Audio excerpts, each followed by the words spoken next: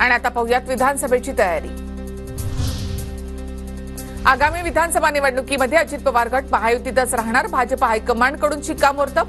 दिल्लीमधील भाजप नेत्यांचे राज्यातील नेत्यांना निर्देश। सूत्रांची माहिती। राहुल गांधी पंतप्रधान पदाचा चेहरा आहेत। संजय राऊतांनी हे वक्तव्य करेपर्यंत वेळ निघून गेली होती, त्यामुळे विधानसभेत आम्ही महाविकास आघाडी म्हणूनच निवडणुकीला सामोरे जाणार। नाना पटोले यांचं वक्तव्य।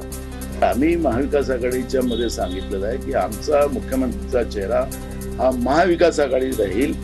हे उद्धवजी होते, शरद पवार साहेब होते, मी होतो। आम्ही जाहीरपणे सांगितलेलं आहे। त्याच्यानंतर आता तो विषय क्लोज झालेला आहे।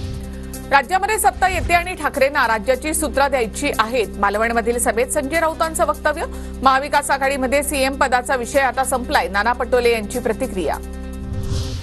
युतीमधील एक पक्ष उमेदवारी कसा जाहीर करतो, नाव न घेता हर्षवर्धन पाटलांचा अजित पवार गटावर निशाणा। तर हर्षवर्धन पाटील हाती तुतारी घ्यावी, मेळाव्यामध्ये घोषणाबाजी करत कार्यकर्त्यांची मागणी। भाजपाकडून पंकजा मुंडेंना पुण्यातील 3 विधानसभा मतदारसंघांची जबाबदारी।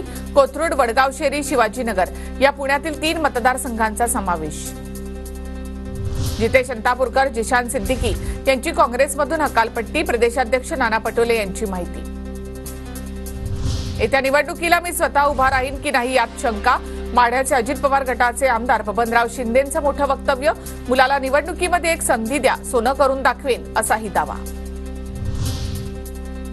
भाजप नेते हर्षवर्धन पाटील येत्या काही दिवसात मोठा निर्णय घेण्याच्या तयारीत।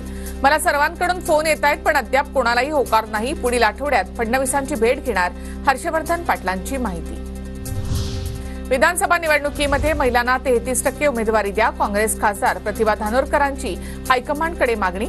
लोकसभेमध्ये काँग्रेसच्या महिला उमेदवारांचा 100% निकाल। राजकारणामध्ये सक्रिय महिलांना उमेदवारीची मागणी।